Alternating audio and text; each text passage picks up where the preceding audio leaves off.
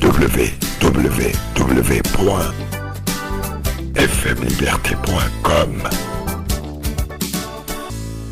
Messieurs et dames, bonjour. Merci d'avoir choisi FM Liberté, la radio de la diaspora africaine émettant depuis Chicago. Vous êtes à l'heure de l'émission Visage d'Afrique présentée chaque dimanche à 19h GMT par Bill Emile Davolk, assisté à la technique d'Eric Alovo. Notre invité aujourd'hui, c'est le docteur Doumbia Major. Il est président du Congrès panafricain pour le renouveau. Avec lui, nous allons ensemble analyser les dessous de la visite de François Hollande en Afrique, une tournée qui a conduit le président français successivement en Côte d'Ivoire, au Niger et au Tchad. FM Liberté au rythme de l'Afrique, sur les traces de ceux qui créent l'événement sur le continent noir. Docteur Doumbia Major est donc en ligne avec nous depuis Paris. Doumbia Major, bonjour. Oui, bonjour, monsieur Bill Emile Davol. Et voilà, vous êtes président du Congrès panafricain pour le renouveau. Le président français, François Hollande, a entamé cette semaine une tournée en Afrique. Mais le panafricaniste que vous êtes n'est pas visiblement prêt à applaudir cette tournée. Écoutez, monsieur Bill, nous n'avons rien de particulier contre la visite du président français en Afrique. C'est le président d'un pays souverain qui a des rapports de commerce, d'amitié, de coopération avec les autres pays du monde. Et donc, l'Afrique n'étant pas en marge de ce monde-là, c'est tout à fait normal que le président français parte faire des visites en Afrique. Mais ce qui nous dérange dans cette visite, c'est que contrairement à ce qui est dit, une visite officielle pour des questions d'ordre économique, nous constatons que souvent c'est plutôt une visite pour adouber certains dictateurs, comme c'est le cas de Idriss Déby. Et quand vous connaissez aussi la situation en Côte d'Ivoire aujourd'hui, où la réconciliation n'est pas faite, où des prisonniers politiques sont aujourd'hui plus de 700, selon les chiffres qui nous sont donnés, où les libertés sont confisqués. Les citoyens et les partis politiques n'ont même pas le droit de manifester aujourd'hui en Côte d'Ivoire.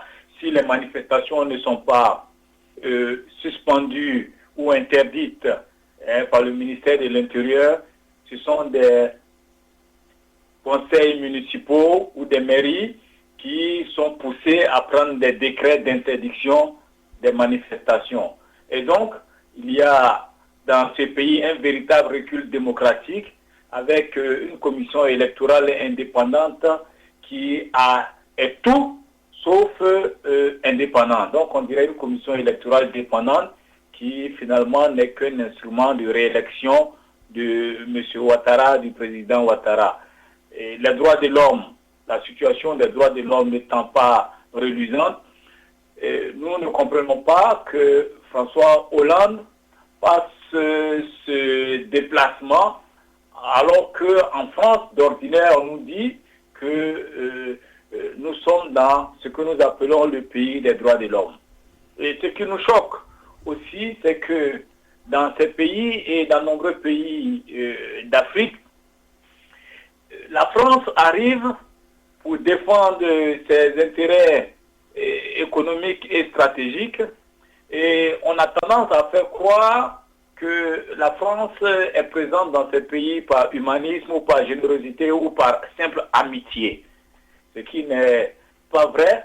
Et donc, souvent, ce sont ces vérités-là que nous voulons rétablir, ce sont ces mensonges-là publics que nous voulons dénoncer afin que l'opinion française elle-même soit alertée sur ces questions et que l'opinion africaine et ivoirienne puissent comprendre que le passage de François Hollande est un passage pour les intérêts de la France, et non parce que François Hollande aime particulièrement les Ivoiriens ou parce que Ouattara serait devenu subitement fréquentable.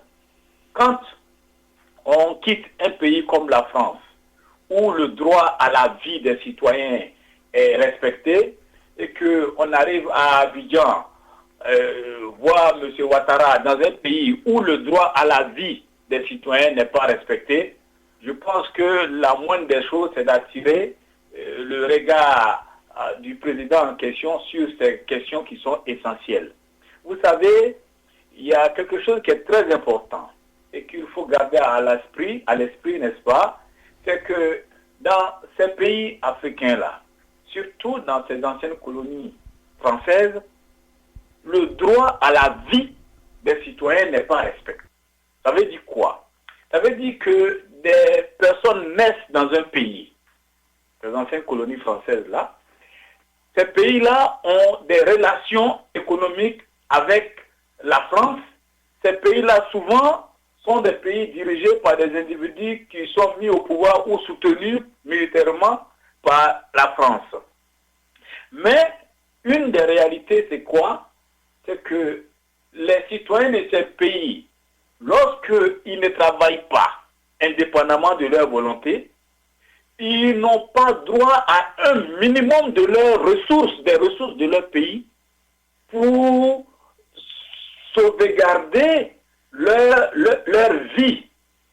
Voyez-vous, c'est-à-dire un revenu minimum pris sur une partie des ressources pour aider, pour assister socialement ceux qui n'ont pas d'emploi ou qui ne travaillent pas indépendamment de leur volonté pour des questions de santé ou des questions de conjoncture économique. François Hollande, chez lui, en France, les citoyens qui sont au chômage ont droit à un RSA, revenu de solidarité active ou un revenu minimum d'insertion RMI. Mais quand il va en Côte d'Ivoire et qu'il n'y a pas de revenu minimum, et que les citoyens qui ne travaillent pas indépendamment de leur volonté sont contraints à la mendicité, quand les citoyens qui sont en Côte d'Ivoire, au Togo, au Bénin et au Tchad, au Niger, sont contraints à la mendicité quand ils n'ont pas d'emploi, ils ne peuvent pas se soigner avec l'aide de leur pays, donc avec les ressources de leur nation. Ces ressources-là sont partagées généralement entre une oligarchie, une classe politique locale et les intérêts occidentaux. Donc pour nous, c'est un peu choquant qu'on marche, on piétine ces droits essentiels qui sont les droits à la vie, pour aller faire croire que tout est normal dans ces pays-là et que tout tourne comme dans le meilleur des mondes possibles. C'est ce qui nous choque et c'est ce qui nous amène à pouvoir alerter, tirer la sonnette d'alarme sur ces voyages qui peuvent être, n'est-ce pas, des rendez-vous de cautionnement des dictateurs africains. Cette tournée, vous l'avez dit, a commencé par une visite d'État en Côte d'Ivoire, où la France a une forte présence militaire officiellement sous mandat de l'ONU. Pensez-vous, Dr Doumbia Major, que la Côte d'Ivoire est assez stable sur le plan sécuritaire et n'a plus besoin des troupes françaises? Écoutez, si vous voulez, pour moi, la France n'a pas normalement des raisons d'être dans ces pays. Qu'est-ce qui amène la France à être présente en Côte d'Ivoire, au Tchad, au Mali, au Niger et autres? Est-ce que parce que la France aime particulièrement les Africains? Qu'est-ce qui amène la France dans ces pays? Moi, je veux bien savoir. Parce que ces pays-là ne font pas partie du territoire français. Ces pays sont dits des pays indépendants. La France n'aime pas particulièrement les Africains, plus que les Koweïtiens, plus que les Syriens, plus que les Iraniens, plus que on va dire les Espagnols. Ça, c'est une réalité. Et donc, quand il y a des troupes dans des pays et que c'est pour prévenir des troupes, pourquoi la France ne va pas prévenir des troupes en Palestine? Pourquoi il ne va pas prévenir des troupes en Syrie? Pourquoi il ne va pas prévenir des troubles, n'est-ce pas, en Tchétchénie ou en Ukraine? Non, la France est présente en Afrique, qui sont des espaces qu'on peut considérer aujourd'hui comme une sorte de précaré, où elle arrive dans un élan militariste pour défendre ses intérêts. Les Français nous avaient fait croire qu'ils étaient en Côte d'Ivoire comme troupes d'interposition, mais aujourd'hui on constate que c'est plutôt une présence d'appui à un régime qui est là, qu'on aide à faire du ratissage contre des adversaires, qu'on aide en lui fournissant des renseignements pour le stabiliser. Et donc, sous le couvert de mandats onusiens ou d'accords de défense anciens, on est présent là pour faire une politique qui va dans le sens de la protection et de la défense des intérêts de la France en Côte d'Ivoire et en Afrique de manière générale pour les autres espaces où la France est présente. Et vous savez, François Hollande, qui j'aime bien la sincérité avec laquelle il parle, lorsque il disait lors de son discours à Abidjan que la France est en Côte d'Ivoire pour prendre sa part, venu avec des chefs d'entreprise, oui, pour prendre la part de la France dans les richesses de la Côte d'Ivoire.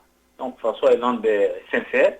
C'est aux Ivoiriens de comprendre que l'armée française qui est chez eux n'est pas là pour défendre les Ivoiriens, mais plutôt pour prendre la part de la France dans les richesses de la Côte d'Ivoire. Et les richesses de la Côte d'Ivoire sont énormes.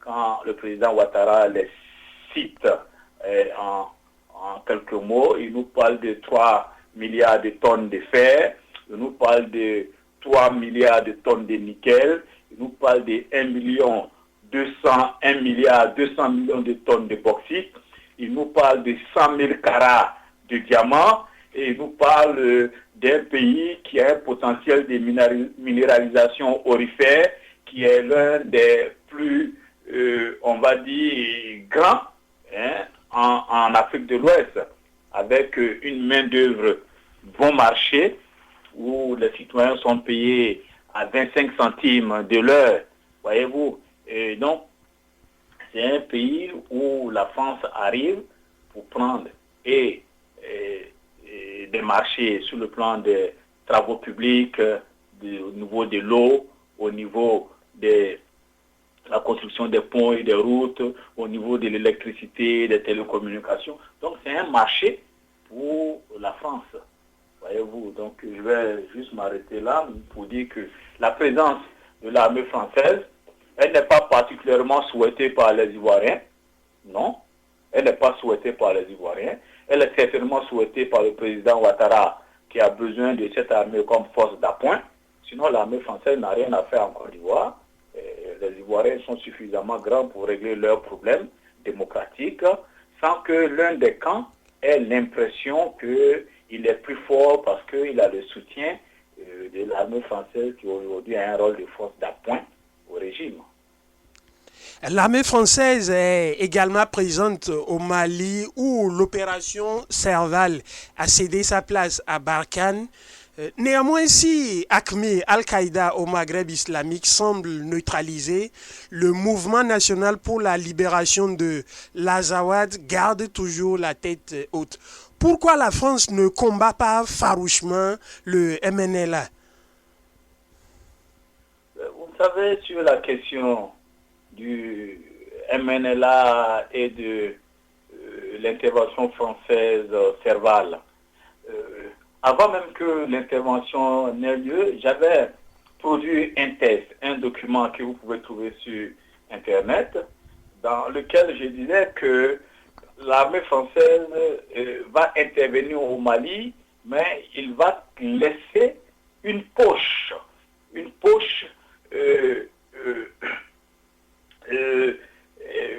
militaire qui sera utilisée comme moyen de pression sur les autorités maliennes. Et c'est ce qui est arrivé. L'armée française a aidé au nettoyage des zones qui étaient contrôlées par AQMI, Moujao et le MNLA, elle a maintenu l'armée française, elle a maintenu dans le nord, dans la région de Kidal et dans les régions montagneuses, le MNLA qui est protégé, sanctuarisé.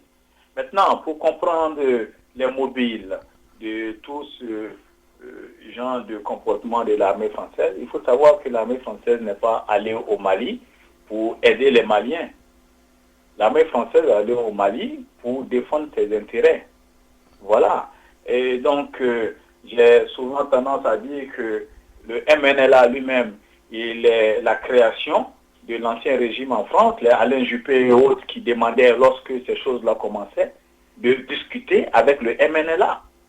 Et vous savez, pour vous convaincre de ces choses-là, nous qui avons un peu d'expérience dans ces affaires militaires et autres, nous savons qu'il y a des lois en France qu'on appelle des lois antiterroristes. Je sais que ces lois-là ont été adoptées en 2003 et à l'époque, il y a un département de justice de la France qui était dirigé par le juge Bruguière qui s'occupait de cela. Et donc, cette loi antiterroriste fait qu'il ne peut pas avoir normalement de coup d'État, de rébellion ou d'action de déstabilisation d'un pays ami qui vient de la France, à partir de la France. Voyez-vous? Et donc, quand des groupements ou des activistes sont en France et qu'ils mènent ce genre d'action, ils tombent sous le coup de ce qu'on appelle la loi antiterroriste. Mais quand vous regardez la situation du MNLA, vous avez vu que c'est sur France 24 que le MNLA, à la limite, a fait la déclaration d'indépendance de l'Azawad. Ça, ce sont des faits historiques. Et France 24, c'est une télévision publique française qui fait partie du groupe Radio France, l'ancienne radio coloniale, et qui a été mise en place, je crois, en 2007 par Jacques Chirac, qui considérait cette radio, selon ses propres dits, comme un espace pour donner le regard français sur l'actualité. Ça veut dire ce que ça veut dire. Et donc, le MNLA a donc été biberonné à la limite en France, a eu des positions qui ont été partagées par un certain nombre d'autorités françaises. MNLA passait sur des télévisions comme BFM, d'autres télévisions qui sont des propriétés de certains capitalistes français qui sont bien connus. Et donc, si la France n'était pas du tout d'accord avec le MNLA, écoutez, ce que vous avez vu là ne serait pas fait. Voilà, ça aussi, ce sont des réalités que vous ne devez pas perdre de vue. Et ce qui s'est passé, c'est quoi? C'est que quand il y a eu l'action au Mali de l'Azawad, il s'est fait qu'il y a eu des groupes incontrôlés par les autorités françaises qui sont entrés dans la danse. C'est le cas de Moujao, c'est le cas des AQMI, qui sont des groupes qui ont réussi à contrôler, à battre les rebelles, les Touaregs du MNLA sur le terrain et se sont imposés, qui sont des groupes islamistes qui étaient un peu gérés, alimentés par des pays comme le Qatar et autres, et d'autres groupements qui venaient de la Libye, mais qui avaient une idéologie différente de l'idéologie très, comment on appelle, tiède du MNLA et qui était moins contrôlable. Et qu'est-ce qui s'est passé? Lorsque ces groupes-là, à un moment donné, ont commencé à descendre sur Bamako, la France a vu que ces groupes incontrôlés-là allaient prendre tout le pays et ils perdaient automatiquement toutes les affaires qui étaient dans ce pays. N'oubliez pas que la France est présente et que c'est elle qui gère les mines d'or qui sont au Mali. C'est elle qui gère la question de l'eau avec SOR, avec, comment on appelle, France Télécom devenu, Orange, qui gère le secteur de la téléphonie. Et donc, ce sont des intérêts colossaux de la France au Mali, sans oublier les mines d'uranium découvertes, les mines des Faléas, qui sont des réserves qu'on considère ici en France comme des réserves pour les générations futures. Voyez-vous? Et donc, c'est pour éviter que ce pays ne tombe entre les mains de islamistes et de groupes incontrôlés que la France a fait cette intervention sans même attendre le feu vert ou l'aval de l'ONU. C'est après qu'on a cherché l'aval de l'ONU, mais il fallait parer au plus pressé On a fait demander au Mali une intervention pour dire que c'était à l'appel du peuple malien, mais la réalité, c'est que la France, avec l'appel ou sans l'appel du peuple malien ou du président malien qui était là, la France aurait fait cette intervention pour stopper le Mouyao et ACMI. Et une fois que cela a été fait, avec l'opération Serval, les rebelles qui sont plus contrôlables, le MNLA, qui avait, on va dire, une sorte d'agreement, d'accord, avec un certain nombre d'autorités de certains services français, a été protégé dans sa zone. Et cette protection fait que le MNLA aujourd'hui est utilisé comme force de pression pour signer des accords tels que les partenariats de défense nouveaux qu'ils veulent faire signer pour garder des intérêts économiques intacts et pour éviter que ce pays-là n'échappe, en tout cas au niveau de ses réserves en matière première, n'échappe donc à la France. Voilà donc des réalités que les Africains doivent comprendre. Et ce sont des réalités parfois cachées à l'opinion française elle-même et à l'opinion africaine qui se promènent avec des petits drapeaux bleu, blanc, rouge pour dire merci à la France. Mais derrière, l'une des réalités, c'est que la France n'est pas là pour les beaux yeux des Africains, mais pour défendre ses intérêts. Et la preuve, si les Français aimaient tant les Africains qui sont en France auraient un traitement particulier. Mais ce n'est pas le cas. Ce sont des citoyens qui vivent la misère pour certains, qui sont au chômage pour d'autres, qui subissent le racisme au quotidien en France. Et si la France aimait tant intervenir pour sauver des pays, elle serait partie en Irak ou en Syrie actuellement, ou même en Ukraine, pour aider à mettre en place, à remettre l'ordre dans ces pays. Donc, il n'y a pas d'intervention humaniste de la part de la France. Il y a des interventions pour défendre les intérêts stratégiques, les intérêts économiques, les intérêts industriels de la France. Parce que la France vit de ces ressources-là, et la France vit des marchés qu'elle a dans ces pays-là. Donc, c'est des choses qu'il faut savoir. Pour moi, c'est de bonne guerre que la France agisse comme ça, parce qu'il y a des citoyens en France qui ont besoin d'être nourris, qui ont besoin d'être soignés, qui ont besoin d'être chauffés. Et donc, on a besoin en France d'électricité, on a besoin en France de gaz et de pétrole pour permettre aux industries, pour permettre au transport, pour permettre au secteur économique de tourner. Et donc, si ces ressources-là, on peut les avoir, les Français, bien entendu, peuvent les avoir à vil prix dans des pays africains où ils mettent en place des chefs d'État qui leur sont favorables ou qui permettent qu'ils aient ces marchés et ces ressources, c'est de bonne guerre qu'ils le fassent. FM Liberté, la référence. Si vous venez de nous rejoindre sur les www.fmliberté.com ou sur le 312 348 59 69 ou alors sur Tunin Radio, sachez que vous êtes à l'heure de l'émission Visage d'Afrique présentée par Bill-Émile Davolk. Notre invité aujourd'hui, c'est Dr Doumbia Major, président du Congrès panafricain pour le renouveau. Avec lui, nous débattons des dessous de la visite du président François Hollande en Afrique. Dr Doumbia Major, après la Côte d'Ivoire, François Hollande s'est rendu au Niger et au Tchad où il a visité la base française de COSEI, futur dispositif de Barkhane. Après 23 ans de pouvoir, on a l'impression que le président tchadien Idriss Déby est devenu un élément clé de la France-Afrique. Écoutez, Idriss Déby, c'est quelqu'un qui, à un moment donné, je crois qu'en 2007, vous avez vu quand il a fait son passage en force pour se maintenir au pouvoir en dépit de la Constitution qui lui interdisait d'avoir un mandat en plus. Idriss Déby, à un moment donné, a voulu s'affranchir de la tutelle française en donnant des marchés aux Chinois et tout ça. Vous avez vu ce qui s'est passé. C'est au moment où, poussé par le peuple tchadien, il avait fait mettre en prison les humanitaires de l'opération de l'association Arc des Zoé, qui avait écopé de 8 ans de travaux forcés au Tchad.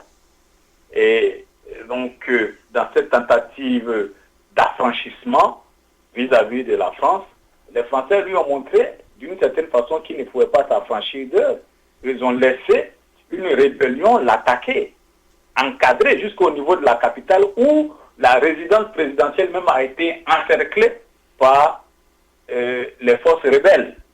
Voyez-vous? Et ces forces rebelles, à la dernière minute, pendant qu'Idriss Déby était là et qu'on lui faisait signer les accords de renouvellement des puits et des contrats pétroliers et autres contrats dans le pays, et quand il a fini de signer ces accords et qu'il s'est engagé à libérer ces humanitaires français qui étaient condamnés par la justice tchadienne, que la France a donc décidé de repousser ces rebelles-là jusqu'aux frontières. Et vous avez vu comment ça s'est passé. Voyez-vous? Et après cela, bon, Idriss Déby, désormais, il se tient à carreau. Il participe activement à tout ce que fait la France, dans la sous-région ou ailleurs.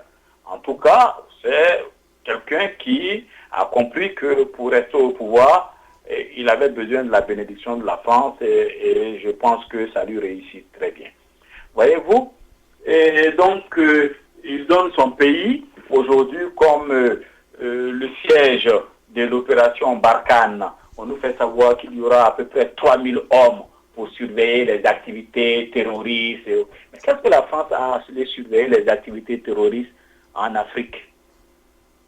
Il y a des pays africains qui sont là-bas, chacun surveille sa frontière. Ce n'est pas à la France d'aller se positionner dans nos pays. L'Union africaine est là. Si la France veut aider ou si elle veut lutter contre le terrorisme, ce n'est pas en instaurant ses bases, c'est en aidant les armées de l'Union africaine à se mettre en place. Et non par la présence de soldats français sur notre continent qui sapent notre désir de souveraineté, qui est une humiliation pour notre peuple. Mais il y a justement des accords de défense entre la France et beaucoup de pays africains. Oui, mais ces accords de défense là ne sont pas des accords qui doivent continuer aujourd'hui au XXIe siècle pour maintenir ces armées-là dans nos pays. Ces armées qui soutiennent des dictatures et des dictateurs. Comment François Hollande, lui-même qui va en Afrique, qui retrouve un président là-bas qui, depuis combien d'années au pouvoir et qui ne veut pas quitter le pouvoir. S'il avait un peu de respect pour les Africains, il n'amènerait pas son armée soutenir un tel individu. Voilà. Mais quand tant que ça concerne les Africains, on n'en a rien à cirer et ils peuvent être martyrisés, ils peuvent être dirigés par des sortes de petits rois, des rois télé, qui restent au pouvoir de manière indéterminée, mais on continue d'avoir des rapports normaux de commerce et d'affaires avec ces pays-là, avec ces rois télé. Voyez-vous, ce sont des dictatures qui ne sont pas installées là avec l'accord et l'assentiment du peuple. Ce sont des individus qui sont au pouvoir, maintenus au pouvoir, soutenus au pouvoir par l'armée française. Et donc, qu'est-ce que vous voulez que je dise?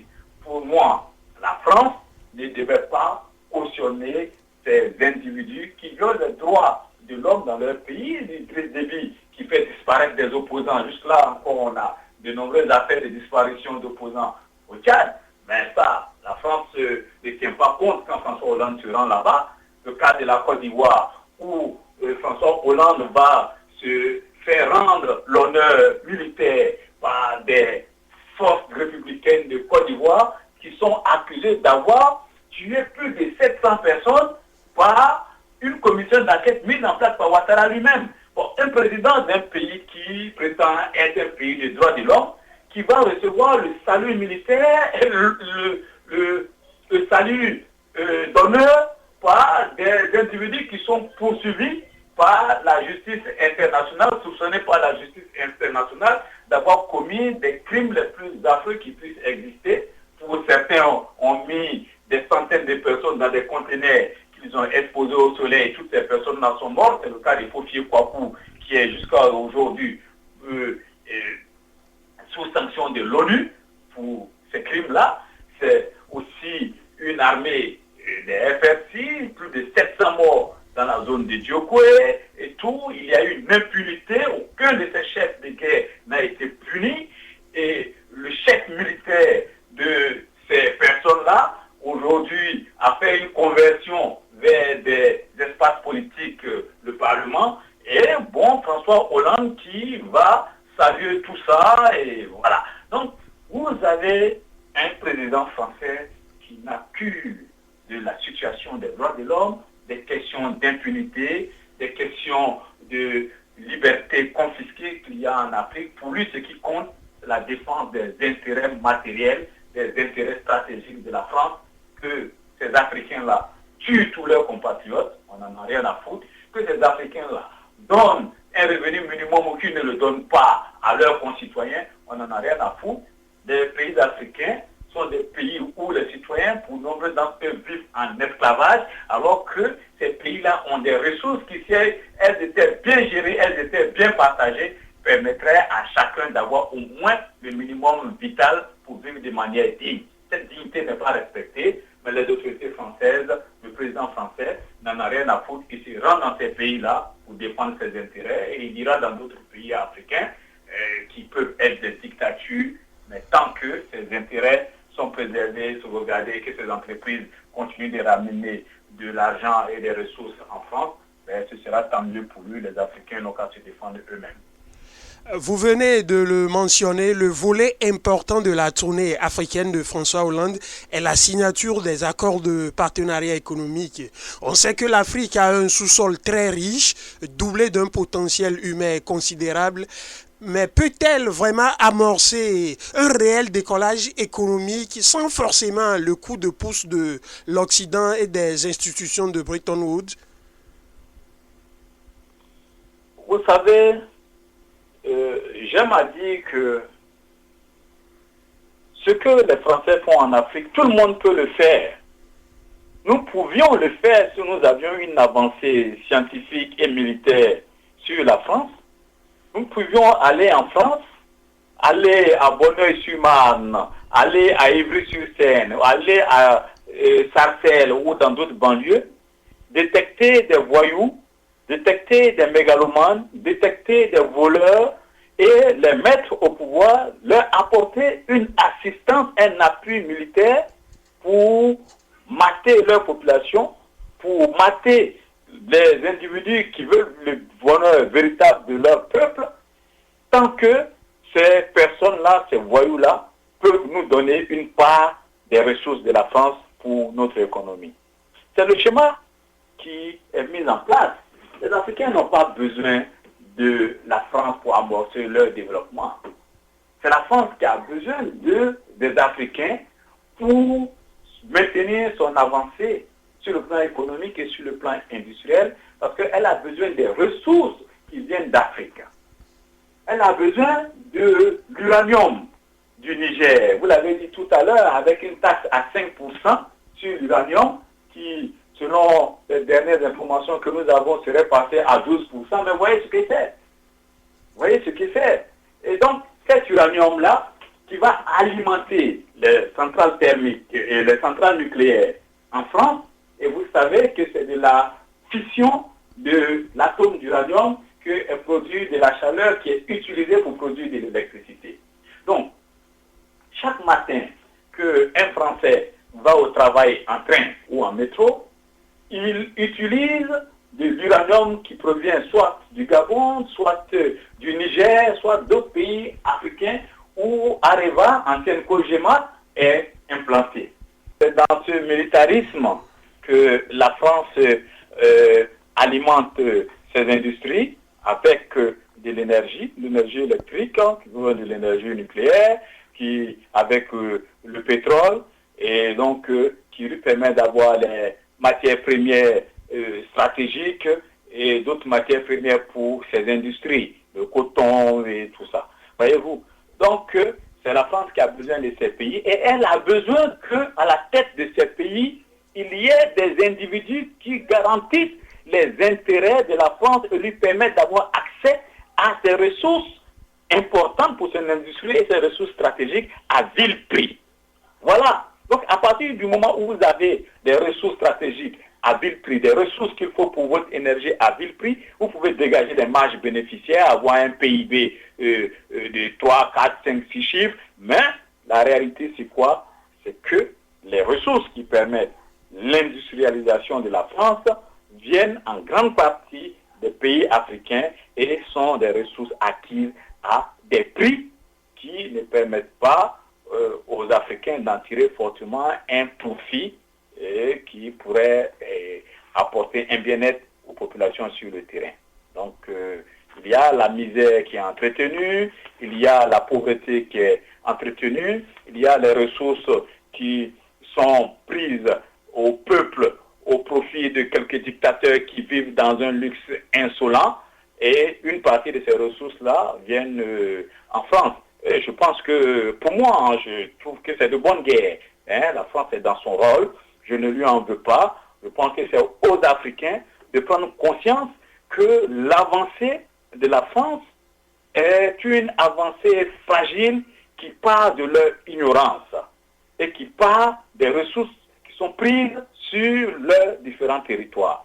C'est à eux de résorber cette ignorance en cherchant à acquérir le savoir, les technologies et les sciences, ce qui va leur permettre déjà de pouvoir produire les produits industriels que les Français produisent, ce qui va leur permettre de pouvoir fixer les prix de leurs produits et leurs matières premières, et en demandant à ce qu'il y ait une sorte d'équité dans les échanges, et ce qui va leur permettre d'avoir une indépendance véritable avec la fin des arnaques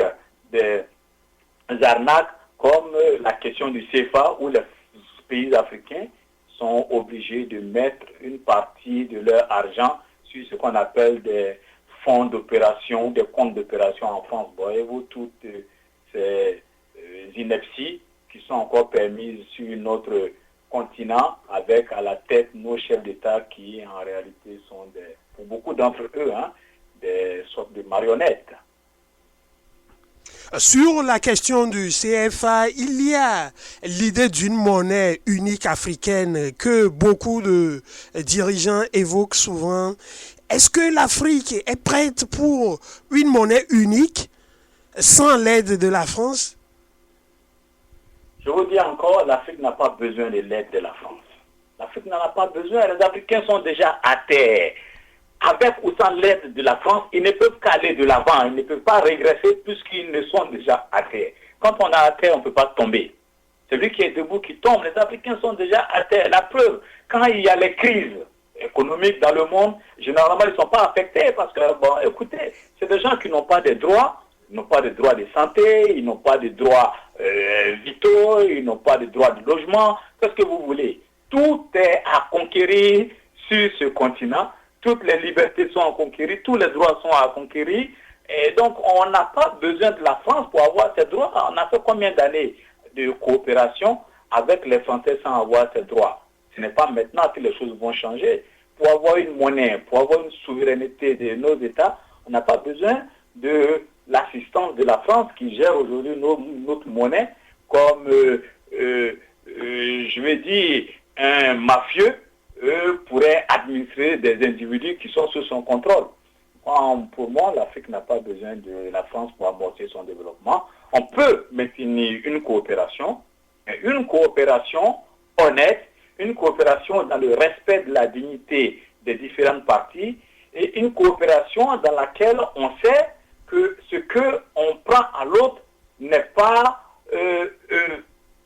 prise par amitié et qu'on ne vient pas faire de l'humanisme. Voilà. Donc il faut mettre fin à ces discours de mensonges, éclairer suffisamment les populations pour que celles-ci puissent comprendre que la France, dans ses rapports avec l'Afrique, n'est pas forcément sincère et toujours sincère. Doumbia Major, 50 ans après les indépendances, comment jugez-vous les actions de la France en Afrique?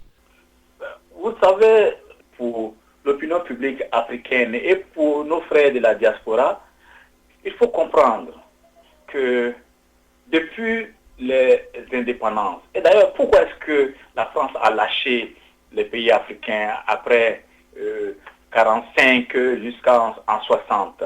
C'est vrai, les gens nous diront qu'il y a eu des guerres des indépendances et tout, c'est une réalité. Il y a eu la pression de l'ONU et des États-Unis, qui ont voulu que la France lâche ces pays-là qui étaient des précarés et que tout le monde puisse commercer avec ces pays et que les droits de l'homme qui sont en France puissent être généralisés à ces pays parce que l'opinion publique des années 45 jusqu'aux années 60 n'acceptait plus qu'il y ait à l'intérieur d'un même empire, l'empire français, des citoyens qui avaient des droits et les autres qui étaient des secondes zones qui n'avaient pas les mêmes droits que ceux qui étaient en métropole. Et donc, De Gaulle a dit à l'époque qu'il donnait les indépendances parce que la France ne pouvait pas faire face à son devoir, à ses obligations régaliennes pour chaque citoyen indigène qui faisait partie de l'Empire français. Et donc, il fallait donner l'indépendance à ces pays-là, ces soi-disant pays, mais garder les acquis économiques de la France intacts en termes de ressources que la France prenait dans ces pays pour son développement, en termes de commerce que la France faisait avec ces pays, et souvent aussi en termes de contrôle d'une partie de leur souveraineté par la monnaie. Par exemple, le franc CFA, le franc des colonies françaises d'Afrique. Donc, voyez-vous, ces indépendances-là ont été données aux pays africains en prenant le soin de faire en sorte que ceux qui dirigent ces pays soient des personnes qui soient favorables à la France et aux intérêts français.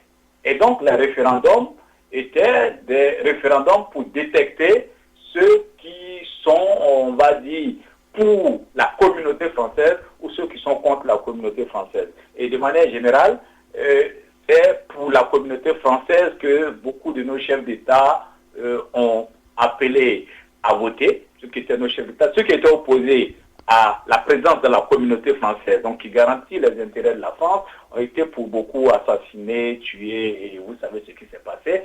C'est en Guinée que Sékou Touré a pu faire dire non. Et vous avez vu, au Comores aussi et Mayotte, la partie, donc, de façon majoritaire, les Comoriens avaient dit non, et la partie qui avait dit, les îles du Comore, la partie qui avait dit oui, a été scindée en faveur de la France, alors que logiquement, c'est le résultat général qui devait être pris. Mais bon, la France avait besoin de cette partie-là, elle a réussi à récupérer. Donc, pour vous dire que ces indépendances-là ont été données, ces semblants d'indépendance ont été donnés, et on a maintenu à la tête de nombreux de ces pays des chefs d'État, des présidents qui étaient favorables à la France, et on a signé des accords militaires, des accords donc, de coopération pour les appuyer et les maintenir au pouvoir. Et vous avez vu ce que ça a donné, les partis uniques avec des présidents qui ont fait 10, 20, 30 ans de pouvoir, donc de 60 jusqu'à dans les années 90 ou dans les années 2000 pour certains.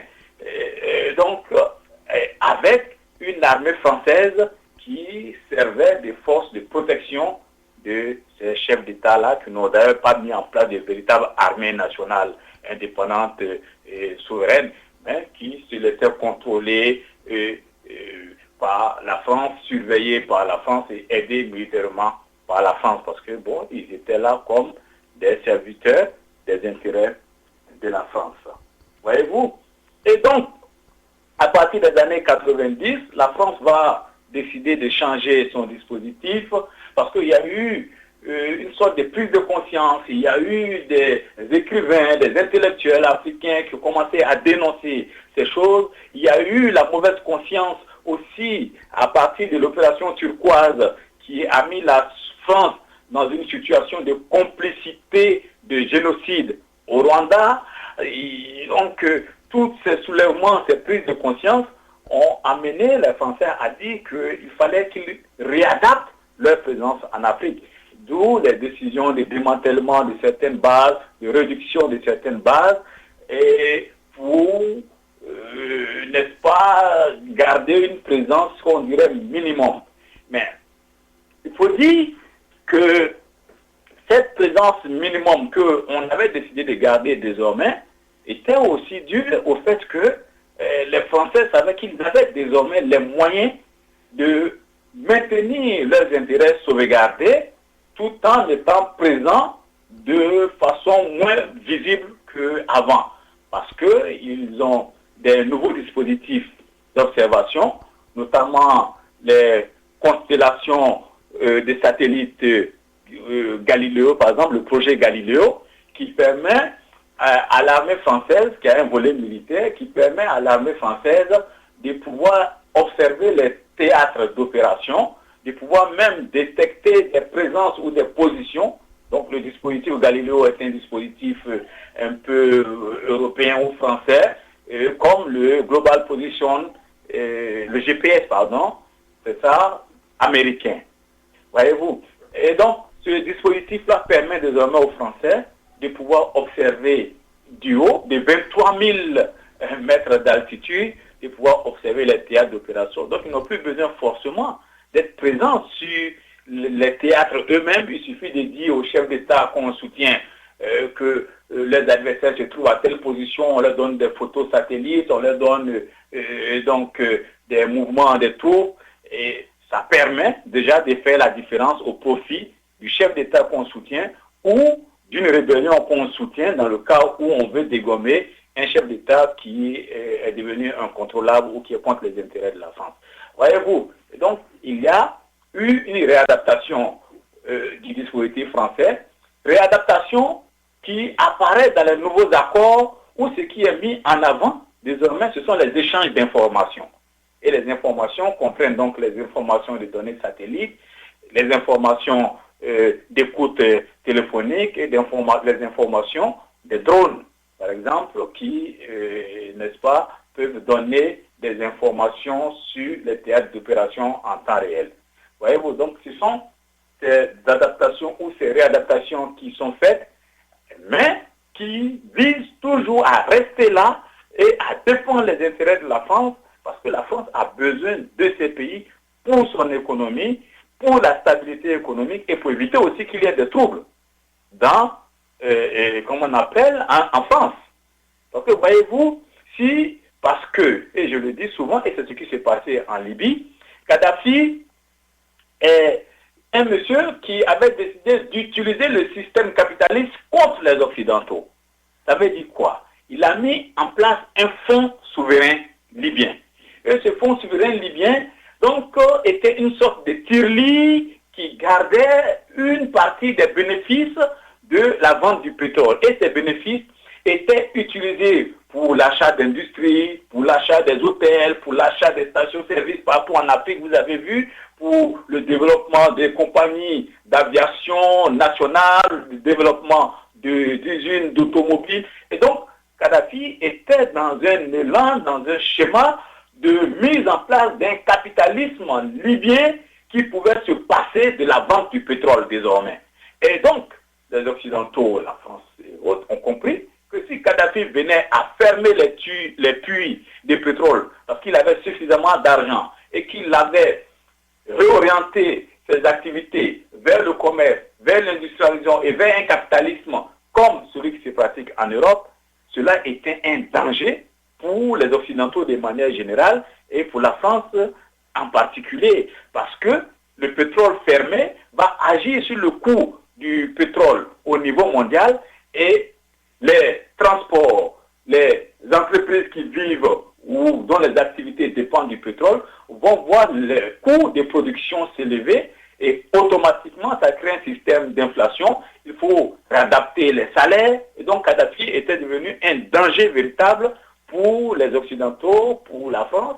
Et donc, à partir de là, en dépit du fait qu'on avait déjeuné de manière pompeuse avec Kadhafi, on ne s'est pas gêné pour trouver des arguments farfelus pour aller le tuer, détruire les infrastructures libyennes et mettre le pays dans une situation de désordre où on continue de prendre le pétrole pour maintenir la stabilité des prix. Et puis bon, voilà, tout le monde est content. Et voilà, c'est ça aussi une des réalités. Pour conclure, la France-Afrique appartient-elle au passé comme l'avait déjà affirmé l'ancien président français Nicolas Sarkozy? La France-Afrique n'a jamais appartenu au passé, même sous Sarkozy. La France-Afrique est toujours en termes de relations entre la France et l'Afrique, est toujours vivace. Elle se renforce, elle s'adapte et se réadapte.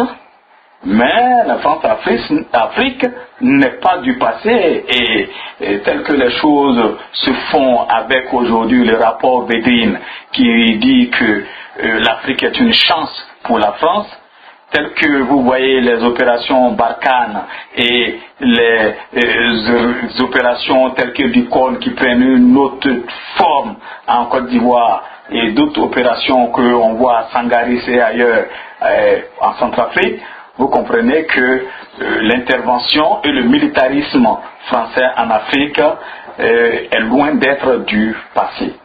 Mais ce que je tiens à vous dire, c'est que pour la France, c'est une chose normale. Les Français, et c'est De Gaulle, je crois qu'il le disait, la France n'a pas d'amis, la France a des intérêts à défendre. Aujourd'hui, les pays africains sont dans un type de rapport incestueux avec la France et à mon sens, il doit pouvoir se libérer de cet inceste. Et ça doit se faire, je pense que par la mobilisation déjà de tous les intellectuels qui doivent pouvoir faire en sorte que le discours dominant sur ces questions soit le discours de vérité. Je dis la vérité. Nous vivons en France. On aurait pu dire que nous profitons d'une certaine façon, que nos enfants profitent des casses que la France fait à l'étranger. Et notre prise de conscience, notre dénonciation de ce genre d'action pourrait être vue comme des gens qui crachent dans la soupe commune. Voyez-vous? Mais quand nous regardons, nous disons, est-ce qu'il faut laisser un système se perpétuer? Il faut laisser un système qui met nos compatriotes africains en esclavage se perpétuer sous prétexte que, écoutez, nous, de toute façon, nous avons une part de l'action de la France parce que nous vivons en France. Non, nous, à un moment donné, on s'est dit, il faut faire un choix, il faut demander autre chose, il faut demander une coopération plus équitable, plus respectueuse des droits des Africains, et que le changement puisse advenir sur notre continent qui a le droit au développement, qui a le droit au respect des droits de l'homme, et où les citoyens ont le droit de pouvoir bénéficier du respect de leur droit à la vie en leur donnant des ressources au niveau social pour leur permettre de vivre, de garder leur dignité au cas où la conjoncture économique, des crises de l'emploi ou des handicaps et maladies et tout ce qu'on appelle les risques sociaux font qu'ils ne peuvent pas travailler. Ça, ce sont des droits pour nous qui sont des droits fondamentaux. Mais tant que cela n'est pas fait, nous serons dans la dénonciation de ce qui s'est fait. Ce n'est pas que nous soyons particulièrement contre François Hollande ou contre des Français.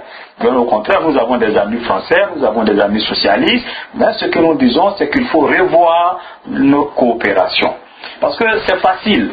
C'est facile de partir dans des pays, de détecter dans des pays, comme je vous l'ai dit, des personnes au profil pathologique et de les mettre à la tête des États. Quand vous voyez les pays africains, quels sont les individus qui généralement sont mis au pouvoir? Ce sont des individus souvent qui sont des malades mentaux, des mégalomanes, qui sont des personnes qui ont une sorte de délit maladif de grandeur. Des personnes qui pensent qu'elles sont nées pour être des chefs, qui ont une surestimation d'elles-mêmes. Donc nous avons affaire souvent à des gens qui sont dans des psychoses délirantes, que je dirais chroniques.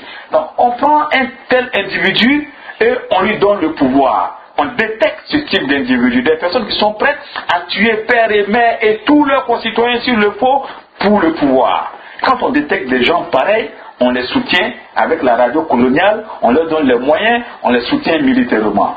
Ce sont aussi souvent des personnes, comme le cas du Togo, des personnes qui se disent héritiers de trône, des personnes qui n'ont jamais travaillé de leur vie, qui estiment qu'ils méritent le pouvoir, ils doivent exercer le pouvoir parce qu'ils ont une sorte de droit divin, et qui fait que les autres, ils doivent diriger les autres.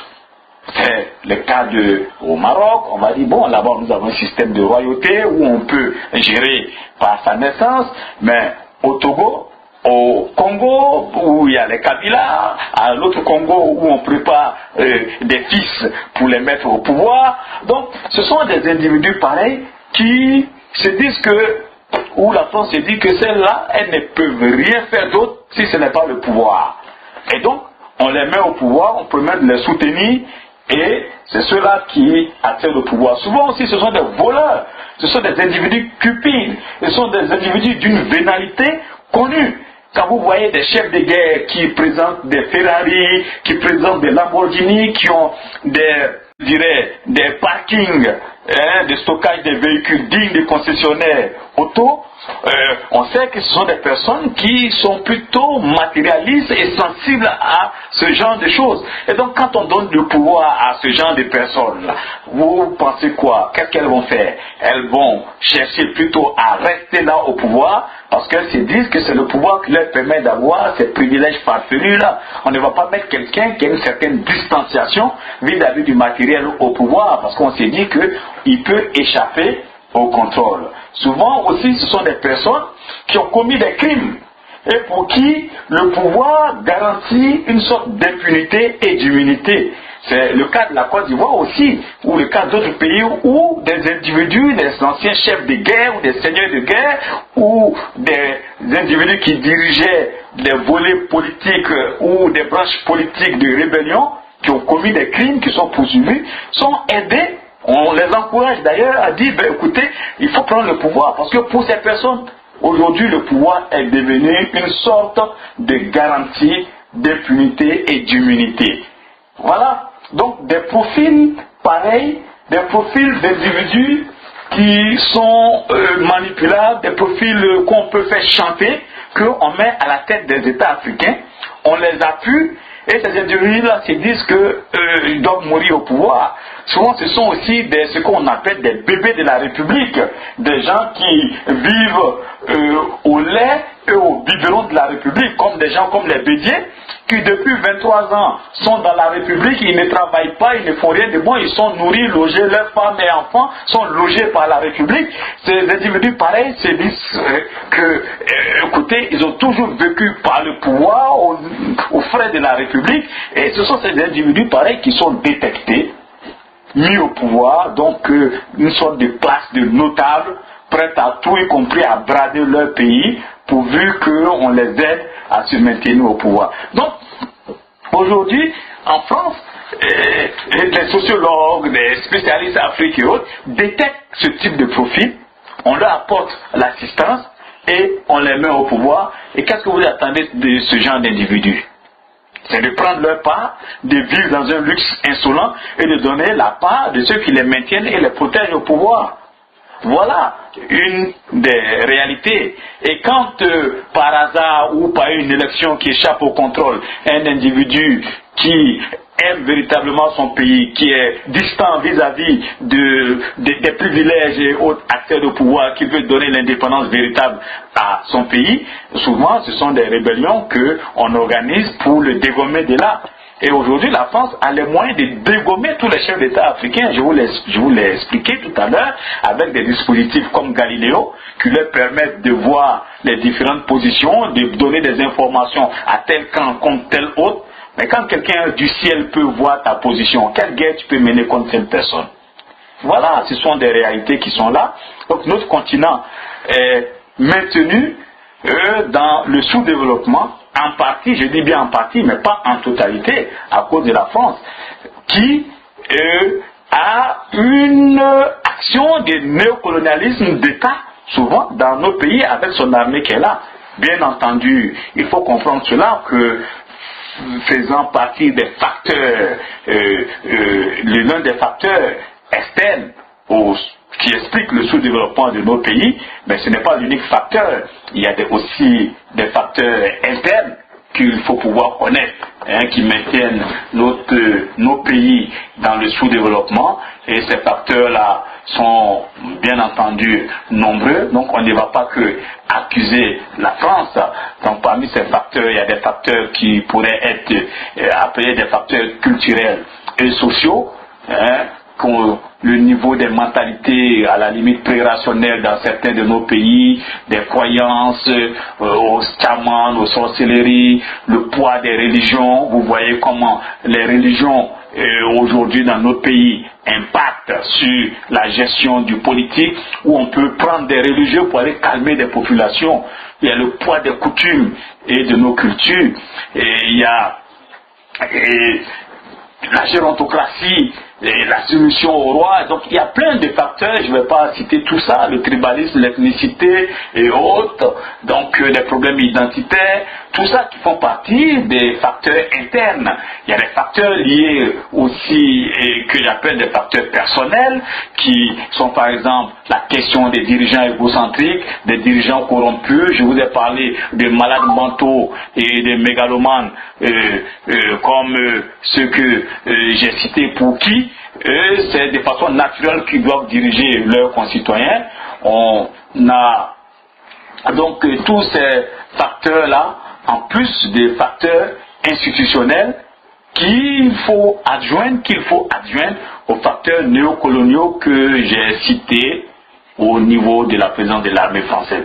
Donc il ne faut pas avoir une vision un peu trop, je dirais, accusatrice ou exclusivement accusatrice de l'armée française et des intérêts français qui sont défendus par cette armée. Nous avons des causes internes, des causes qui impliquent les Africains eux-mêmes, qui rentrent en ligne de compte dans l'explication de leur sous-développement de leur État. Et l'autre dirait, comme disent les Chinois, l'arriération est mentale. Donc la libération aussi est mentale. Docteur Doumbia Major, président du Congrès panafricain pour le renouveau, merci de nous accorder cette interview en direct depuis Paris. C'est moi qui vous remercie. Au revoir. Merci également à Eric Alovo pour la technique. Je suis Bill Émile Davolk au micro. Nous vous retrouverons dimanche prochain à 19h temps universel pour un autre numéro de Visage d'Afrique. D'ici là, portez-vous bien. Restez toujours câblés, scotchés sur les www.fmliberté.com ou sur le 312 348 51 59. FM Liberté, c'est la radio de la diaspora africaine. Nous émettons depuis Chicago aux États-Unis. FM Liberté, un autre son de cloche.